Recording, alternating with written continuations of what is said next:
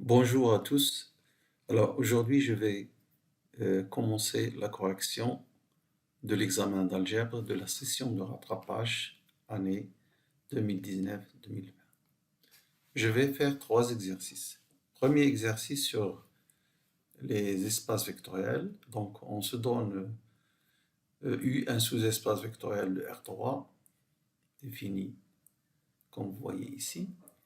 Trouver une base de U. Alors, vous remarquez qu'on ne vous demande pas de montrer que c'est un sous-espace vectoriel, on vous demande simplement de trouver une base.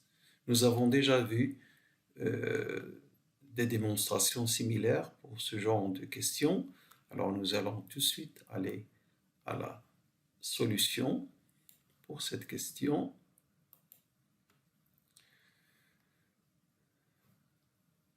La solution est ici. Donc, je prends un élément de U. Je vais le caractériser. Comment il est?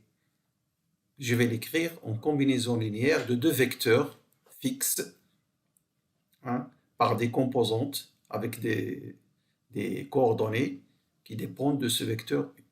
Donc, vous voyez que U s'exprime sous la forme x, y, z. Il appartient à U si et seulement si il vérifie cette équation. C'est-à-dire, je peux écrire U.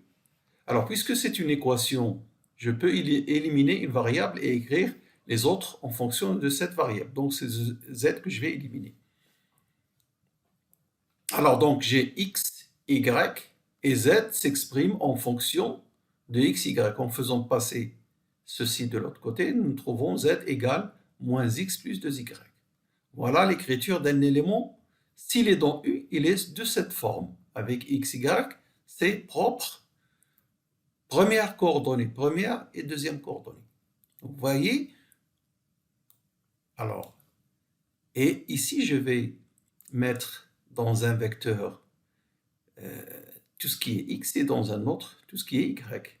Et il apparaît en faisant factoriser x fois ce vecteur plus y fois ce vecteur. Donc, tout élément de U s'exprime d'une manière unique sous la forme d'une combinaison linéaire d'un vecteur que je nomme V1 et d'un autre vecteur que je nomme V2.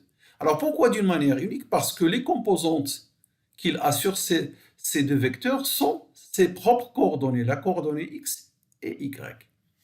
Alors, s'exprime d'une manière unique dans cette famille V1, V2. Mais si vous changez, par exemple, quelqu'un aurait pu éliminer la variable x, y. Il va trouver une autre famille qui engendre le grand U avec les composantes peut-être y et z, etc. Alors ici, on peut dire déjà que U, c'est vectoriel de V1 et V2 et que ceci est une base parce que c'est aussi un système libre. Alors ça, je vous laisse le vérifier. Donc, alors, voilà. Donc, voici le vecteur V1, voici le vecteur V2. On constate donc que V est un sous-espace vectoriel de R3 engendré par cette famille qui est en même temps une base de V. Soit en disant que tout élément s'exprime d'une manière unique, ou bien en vérifiant aussi, alors générateur, on l'a déjà vu, qu'ils sont linéairement indépendants, et ça c'est un petit exercice facile à faire pour montrer que cette famille est libre. Revenons à la deuxième question. Donc maintenant, on vous donne un élément U qui est dans U, on vous l'a pas dit, on vous l'a pas, on vous a pas demandé de le démonter, on vous l'a dit plutôt. Et d'ailleurs, on l'a trouvé ici. Regardez, c'est quoi ce U? C'est V1. Moi, je l'ai noté V1. Bon. Alors, on vous dit de trouver un vecteur, un autre vecteur V appartenant à U qui soit orthogonal à U. Donc ici, nous avons deux conditions.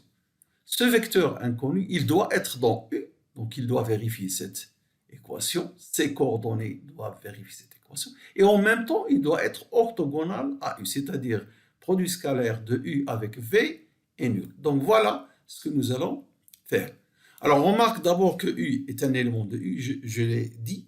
Pour que le vecteur V appartienne à U, il doit vérifier les deux équations. La première parce qu'il appartient à U et la deuxième parce qu'il est orthogonal à V. U vectoriel V, c'est A-C. C'est A-C parce que, regardez ce vecteur V, ce produit scalaire avec le vecteur U que j'ai nommé ici V1 dans la démonstration. Alors, produit scalaire, c'est quoi? C'est A moins C. Donc, A moins C égale 0, ce qui vous donne C égale A. Et si vous mettez ici C égale A, vous aurez 2A moins 2B égale 0, c'est-à-dire B égale A également.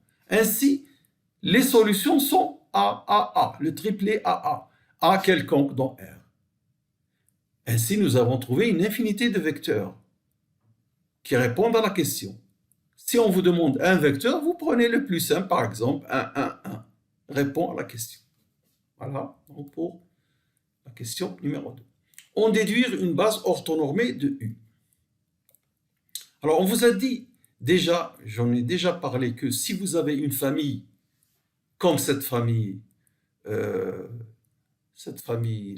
que nous avons trouvée dans la deuxième question, la famille UV. Nous avons trouvé V qui est orthogonale, 1, 1, 1, orthogonale. Lorsque vous avez une famille de deux vecteurs, ou n'importe combien de vecteurs qui est orthogonale, c'est-à-dire si vous prenez deux vecteurs de cette famille sont orthogonaux, c'est-à-dire le produit scalaire égale à 0, alors elle est libre automatiquement. Bon, donc on a une famille libre UV, mais on veut qu'elle soit orthonormée. Alors quelle est la méthode? C'est juste de diviser chaque vecteur par sa norme. Alors donc on prend pour U, où est-ce qu'il est le U? Le voilà, U c'est ça, c'est V1. Quelle est sa norme? C'est racine de 2. Donc vous prenez U, vous le divisez par racine de 2 et vous trouvez un vecteur normé. Parce que la norme de W1 sera norme de U. Racine de 2 sur racine de 2, donc sera 1. Même chose pour V2. Alors W2, qu'est-ce qu'on a trouvé? W2, on a pris le vecteur V. Nous prenons W2 est égal V sur racine de 3. Pourquoi? Parce que norme de V égale racine de 3. Racine de 3. Quand vous prenez V de norme racine de 3 et vous prenez le vecteur W2 égale V sur racine de 3, évidemment la norme de W2 sera racine de 3 sur racine de 3 sera donc 1. Et on a ainsi une famille, cette fois-ci, qui est orthogonale. Pourquoi elle est orthogonale? Parce que les deux vecteurs sont fabriqués à partir de U et V par juste une division, par une multiplication par une constante. Donc ça reste W1 et W2, ils restent orthogonaux. Et en plus, ils sont de norme 1. Ainsi, nous avons une base orthonormée. Parce qu'ils sont orthogonaux, ils forment une famille libre, et puis leur norme égale 1. Ainsi, nous avons une famille orthonormée. Voilà la réponse. Hein, d'accord? Voilà. Et évidemment, le vecteur que nous avons choisi, 1, 1, 1, est une solution. Vous pourrez aussi choisir un autre vecteur, par exemple 4, 4, 4, et vous fabriquez une autre famille W'1, W'2, qui sera aussi une autre base orthonormée. Vous voyez qu'il n'y a pas une seule solution, mais on choisit la plus simple. D'accord? Bon, alors, l'exercice est terminé. Alors, on passe à l'exercice suivant.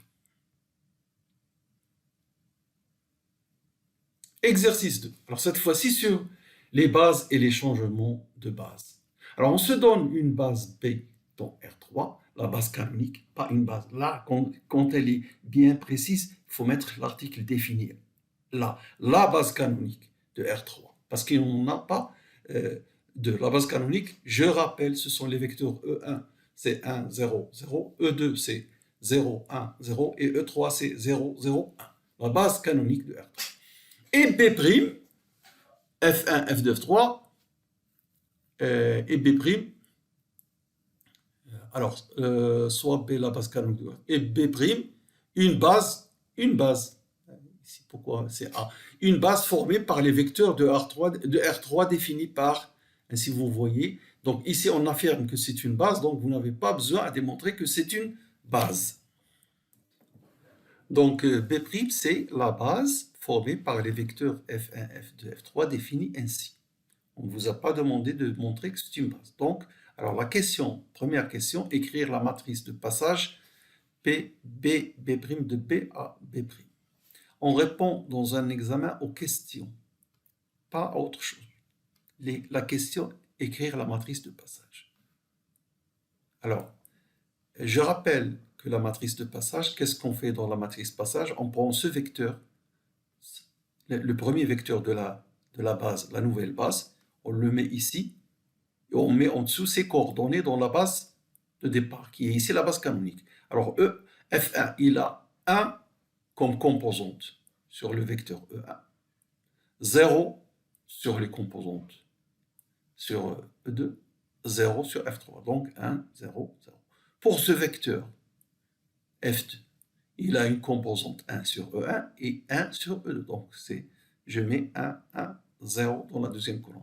Alors le F3, il a 3 composantes non nulles. 1, 1, 1. Donc je mets 1 composante sur E1, 1 composante sur E2 et 1 composante sur E3. Voilà donc la matrice de passage. Rien de plus simple. Juste, vous mettez, si vous voulez, ici en légende F1, F2, F3 dans une couleur. Et ici, E1, E2, E3. F1, sa composante c'est E1, E1, 1 fois E1, plus 0 fois E2, plus 0 fois E3, etc. Et vous avez la base. Nous avons, voilà, je résume, nous avons écrit en colonne les composantes des vecteurs de B' dans la base B. Voilà le résumé. On a déjà fait un exercice comme ça, vous pouvez revenir réviser et la méthode où j'ai expliqué un peu plus aujourd'hui. Alors, écrire la matrice de passage P, B'P de B' à B. D'ailleurs, où est-ce qu'on a vu ça? Dans l'examen ordinaire. Ça, c'est l'examen de rattrapage. Alors, qu'est-ce que je remarque? Je remarque que c'est les mêmes exercices qui se répètent, mais avec des données différentes. Je me rappelle que nous avons vu dans l'examen de rattrapage un exercice sur les sous-espaces vectoriels, où on vous demande de trouver que c'est une base, etc., les coordonnées, et un exercice similaire à celui-ci. Mais là où c'était compliqué dans l'ordinaire, c'est de vous montrer que les F1, F2, F3 étaient formés une base. Ici, on vous dit que c'est une base. Alors, la matrice de passage PB' B de B' à B, cette question, elle est plus facile que celle que nous avons vue dans l'ordinaire, parce qu'il est plus facile de tirer les EI en fonction des FI dans ces égalités.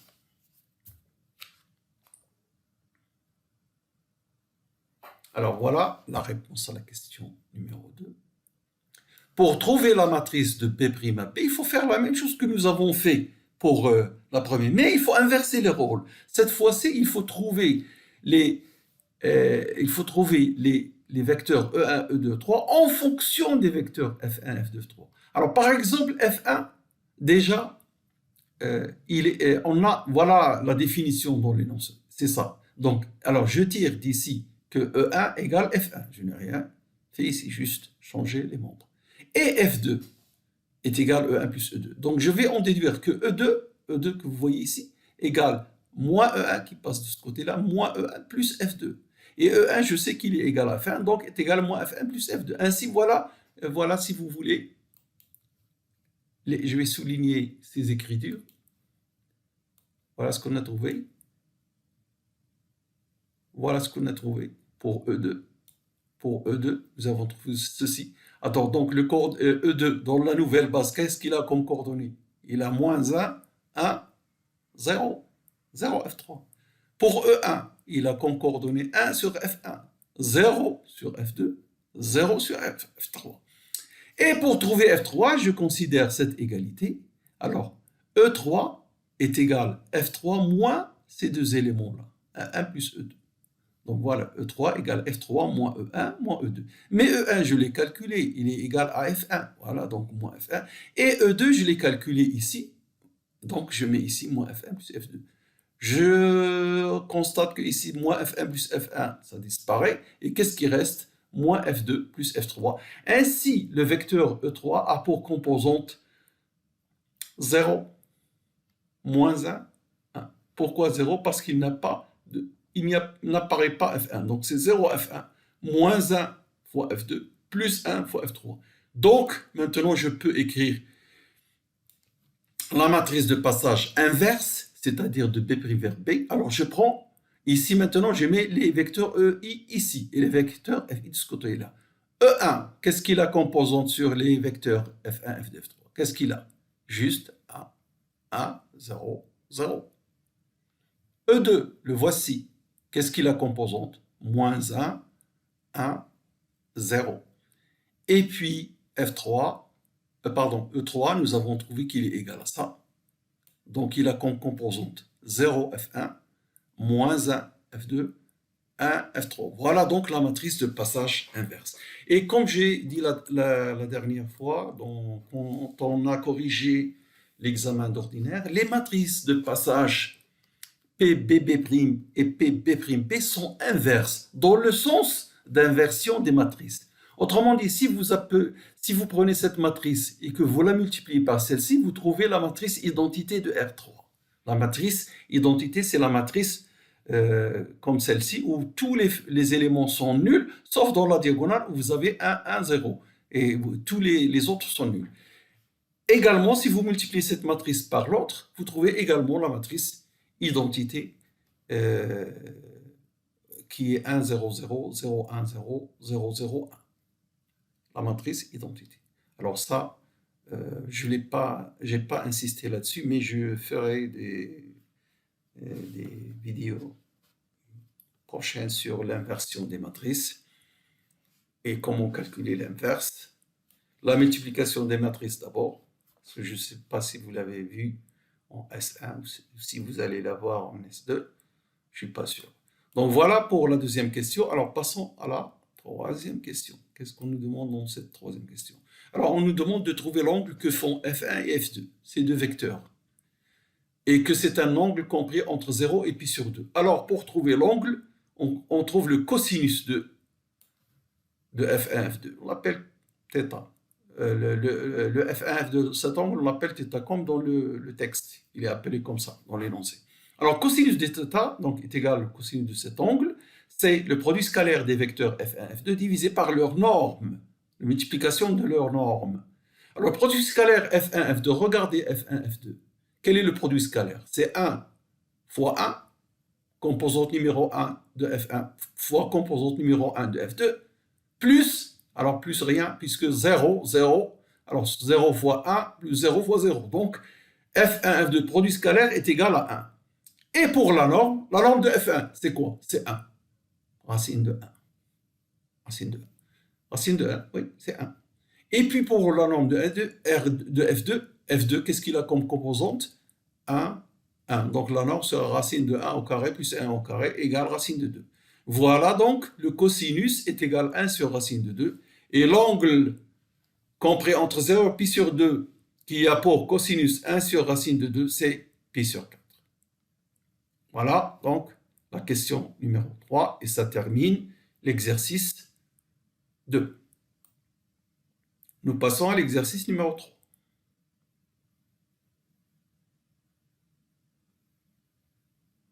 Ah, l'exercice numéro 3. Alors ici, histoire de plan. On se donne un plan P qui a pour cette équation, un autre plan P' qui a l'équation x plus y égale 1. Montrer que les plans P et P' sont séquents. Alors d'abord, qu'est-ce que ça veut dire séquents? Ça veut dire qu'ils se coupent. Deux plans, ils sont soit parallèles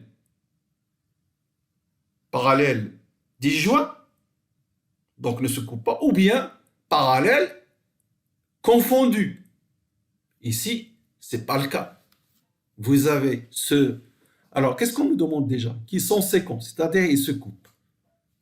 Ils se coupent, ce n'est pas confondu, attention.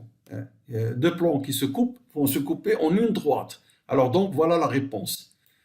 On va regarder leurs vecteurs normaux. Nous avons appris comment trouver les vecteurs normaux. Ici, le vecteur normal, c'est moins 2, 1, moins 3 pour le plan P.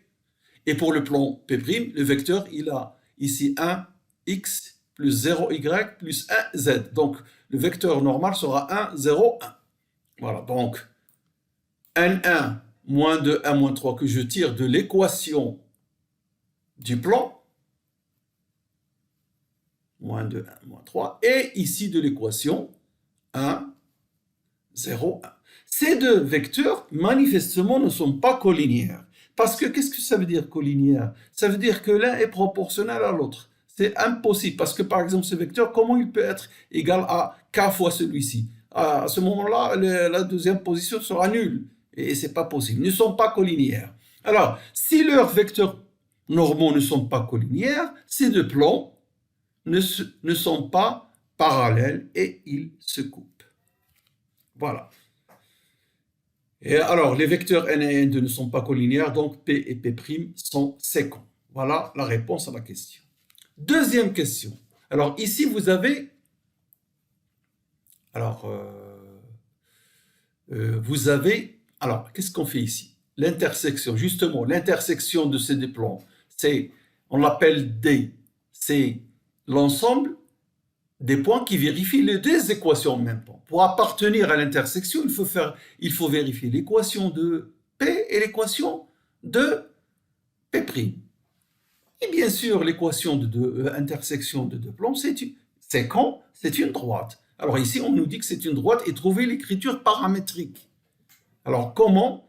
En prenant z, la variable z. Ici, vous avez deux équations et trois variables, une en excès. En général, dans la méthode de résolution de ces équations, on prend une variable en paramètre et on résout l'équation de deux variables, par exemple ici x, y, en fonction du paramètre z qu'on appelle ici t.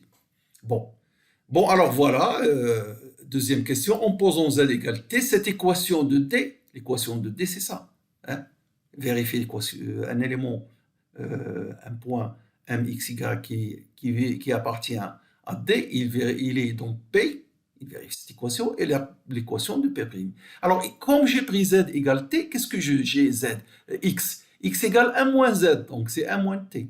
Z égale t, et puis il ne reste plus qu'à remplacer y en fonction de t en remplaçant z par t et x par 1 moins t. Alors, vous faites ici y sera 1 plus 3z plus 2x. Remplacez l'écriture de x et de z égale t et vous trouvez y égale 3t. Ainsi, ceci nous donne l'équation paramétrique. Elle dépend d'un paramètre t. Alors, voilà l'équation paramétrique écrite. Donc, l'équation paramétrique de la droite d est celle-ci. X égale 1 moins t, y égale 3 plus t, z égale t, où t est un réel quelconque. Alors, vous voyez ici que on peut dire tout simplement que d passe par le point 1, 3, 0 et qu'elle admet comme vecteur directeur le vecteur moins 1, 1, 1. Moins 1, 1, 1, 1. Si vous voulez, les éléments de cette droite sont tous de la forme, alors on peut dire ici U0, un vecteur U0 plus T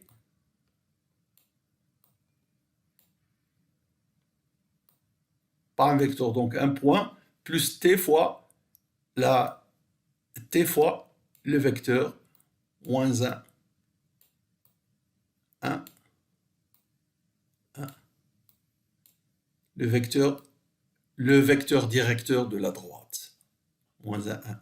Et comme il est vecteur directeur de la droite, il est sur le plan P et sur le plan P'. Donc, il doit être normal aux deux vecteurs normaux que nous avons trouvés.